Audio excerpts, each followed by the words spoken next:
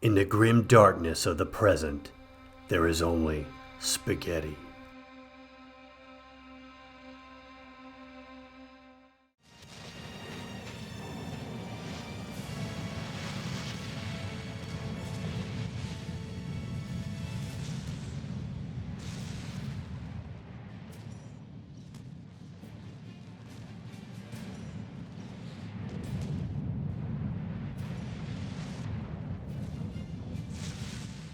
This is Warhammer 40,000 Space Marine, developed by Relic Entertainment and published by Sega.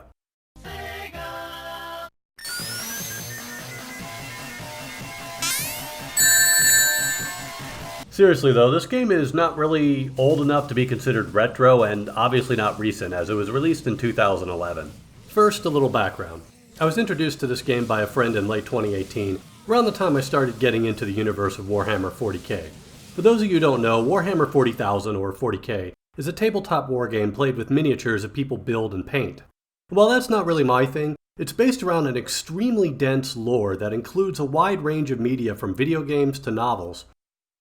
And it's had clear influences on other properties I've been a fan of for a long time. As I said, the lore of this universe is unbelievably dense, but it can basically be summed up by its tagline: "In the grim darkness of the far future, there is only war." And that means exactly what it sounds like. It's the 41st millennium and everything sucks. The galaxy is filled with all manner of hostile aliens and Lovecraftian horror, and the ever-struggling human civilization is basically a backward, theocratic, authoritarian dystopia. And when you think about that, you kind of see why this appeals to me now. Because the dark world of Warhammer 40K makes real life look a little bit more sunny. Plus, the whole universe is so unapologetically ridiculously over the top, and that's a quality I always love in a media franchise. Now with the backstory out of the way, we can start talking about the game. It's a third-person action game that combines shooting and melee combat. You use your firearms and other ranged weapons with your left mouse button, and you use your right mouse button to go to town on enemies with a variety of brutal melee weapons. One thing I love about the weapons in this game is all of them are extremely destructive, even your bolter pistol.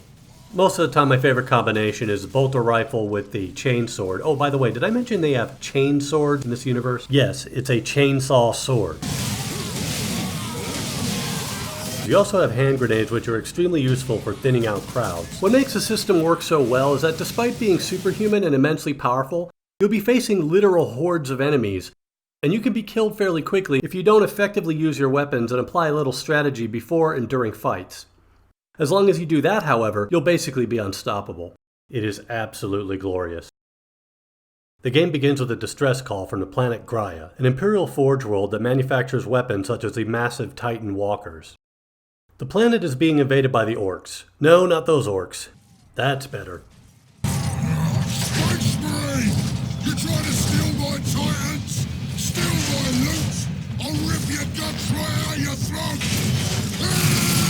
And because totally exterminating life on the planet isn't an option in this case, the Space Marines of the Ultramarines chapter are sent in to deal with the threat and secure the advanced weaponry.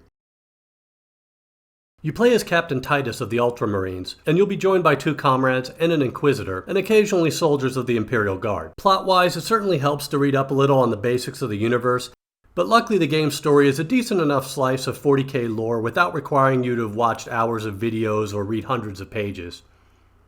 If anything, the plot elements, which may be unknown to newcomers, are likely to pique curiosity and inspire you to do your own research into the wider lore. As far as flaws, probably the biggest thing that takes getting used to is the healing system. You have a regenerating shield, but lost health can only be regained by performing executions on enemies, or killing enemies while using something called the Fury mode later on in the game. It's not a huge problem, but it does mean you don't really have the opportunity to heal between battles. Apart from that, I'd say the biggest flaw is that there isn't more game here. The campaign is long enough, but still leaves you wanting more. Believe it or not, you can still find multiplayer matches these days, but I think the game would really have benefited from a single-player survival mode of some kind.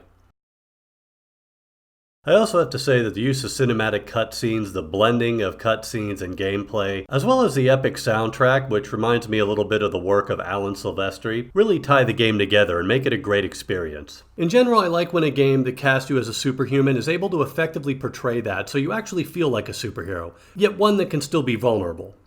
If I had to pick another game that provides that kind of experience, I'd have to say Doom 2016. And I can't stress enough how incredible the combat in this game is. I mean, look at this. This is absolute mayhem.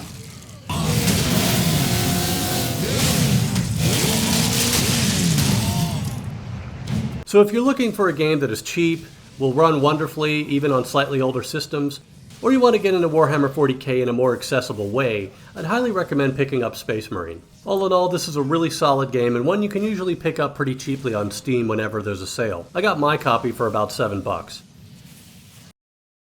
Remember, failing to like and subscribe is heresy, and if you really want to demonstrate your loyalty to the Emperor of Mankind and your purity from the corrupting forces of chaos, you can help out his humble servant by donating to the Patreon page linked in the video description below. See you next time.